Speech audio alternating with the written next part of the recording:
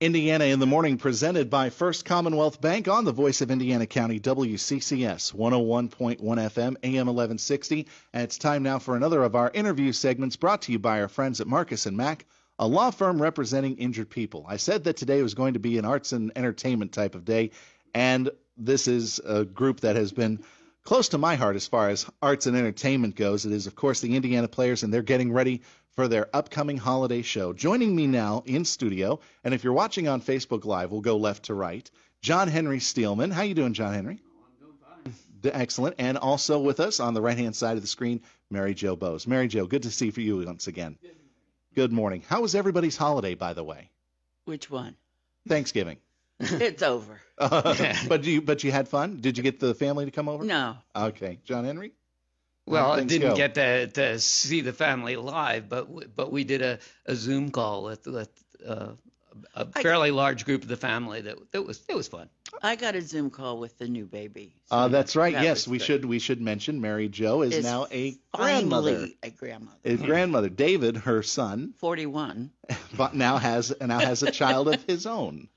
And congratulations on that. Seriously. So let's talk about the show. The show is called On the Supernova Special, and this is going to be a premiere production because Mary Jo, you're the director and writer of this show. Yes. And to talk about what your inspiration was for the show and a little bit about it. Well, if you recall in drama class, Mm-hmm. sometimes we did what I called masquerades.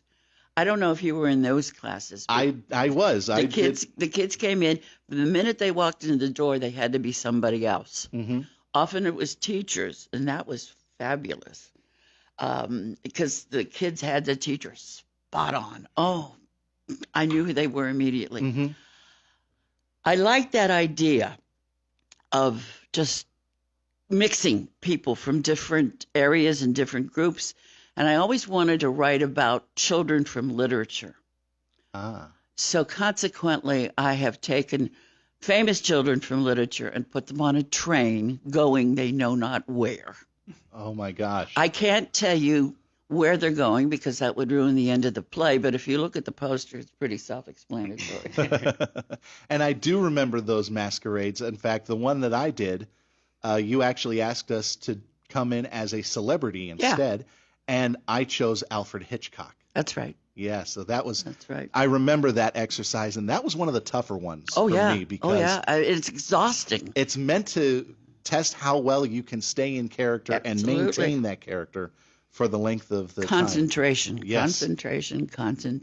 You got that, and you knew I had problems with that. John Henry, what is your role in the show? Well, I'm the conductor on the train. And my character is somewhat mysterious. Mm-hmm. Part of it is, can the audience figure out who I am? He's also a character from literature, but we're not going to say what, but a famous conductor of some sort, we'll say. Well, could be. Whatever. But what is it like working on something that is totally brand new? Oh, well, it's certainly not the first time. No, I've done that. You've done other shows. I've done all kinds of things over the years. So the fact that it's new is not significant to me. The thing that is sort of interesting is that, yes, I am the adult in the show, which actually I quite enjoy. I mean, I love working with kids. That's why, as you know, for the past decade, my wife and I have coached the Indiana Players Shakespeare team. Mm-hmm. And, you know, I really like working with kids. Especially if I had one criticism of the Players in recent years, they've done a lot of shows where the cast was all adults. Yeah. They've done a number of shows where the cast was all kids. Uh-huh. But they haven't done as many shows as when you and I were on stage together. Yes, indeed. Where there were lots of shows that had both kids and adults. And I think that's a special dynamic that I think is great. Yes, I would agree to that. What I like about theater in general, well, many things I like about theater in general. Yeah. But no, I mean, I can't say this for this group, but you make friends and it doesn't matter how old anybody is. Mm-hmm. I mean, you can get close to somebody who's our age and close to somebody who's a teenager. Right, and you form that friendship. But it's a friendship, but it's also very equitable. Mm-hmm. There isn't any parent-child-adult dynamic going on off stage. On stage, there better be. Indeed, to follow up on that, I remember when I started with the Players, I came into theater at a relatively advanced age, and I really remember learning a lot about how to act from the high school kids. Yes. Like yourself, like Yeah. Cassie Martin, for those who remember her. Yes. Cassie Martin, Matt Ament. We could run the list on basically Ed Parks, Ed Parks too. Ed Parks did make his way through. But I got it, and I will say this just for full disclosure: John Henry and I did get to work together. We did a Midsummer Night's Dream way back in the day, and of course, I was a student of Mary Jo's as I led on, and she also directed me in a couple of shows over at the Indiana Senior High. The one I enjoyed the most was the Frankenstein. Oh yes, where you played Igor. House of Frankenstein, and I played Igor. Yeah. That was a fun show. I will say that it was the House of Frankenstein. But back to the matter at hand. What you talked about the inspiration doing the charade, doing the masquerade exercise. So how tough is that to take that sort of an idea, which is purely based on improv, and put it into a script format? Well, it wasn't. That was just my idea. My idea was to take the literature, and I put this in the director's notes. Some of the dialogue comes right from these books. Right. Some of it is pure me, and if you can figure it out, good for you. The scene in the third, your scene with the two kids, where they talk about growing up, that's all me. Mm-hmm.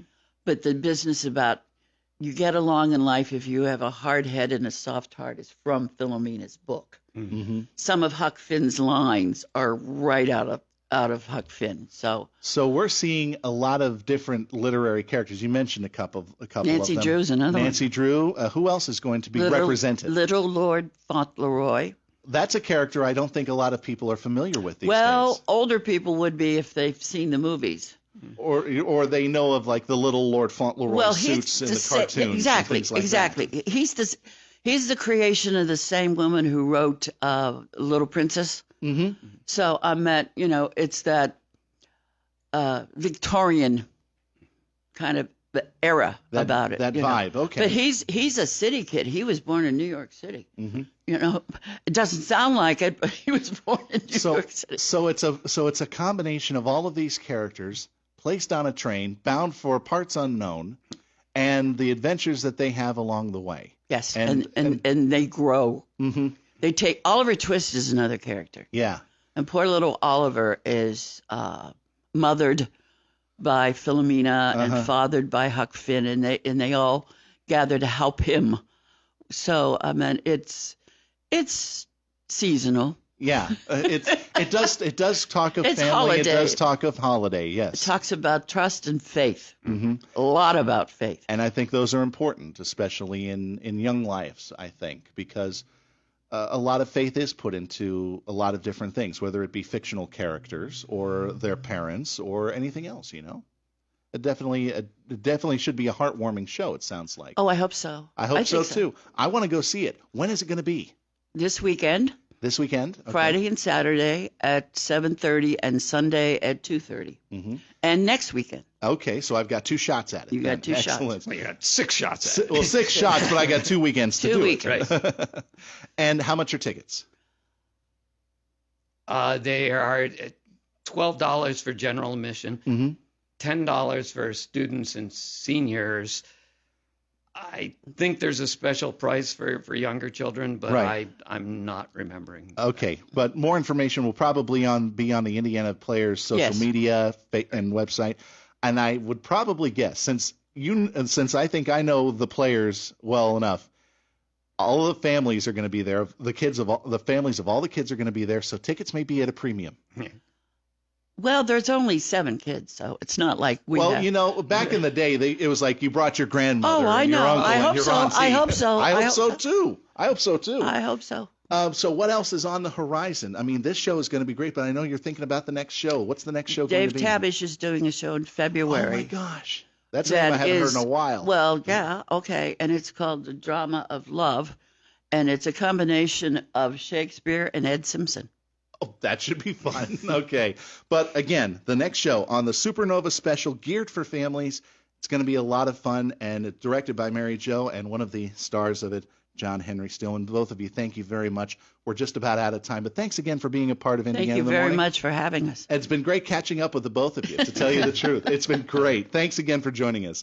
And our thanks again to John Henry Steelman and Mary Jo Bose for joining us today on Indiana in the Morning, presented by First Commonwealth Bank on the Voice of Indiana County, WCCS 101.1 FM, AM 1160.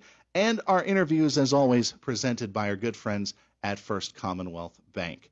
And the show is presented by First Commonwealth Bank. The interviews presented by Marcus & Mack, a law firm representing injured people. That's going to do it for this edition.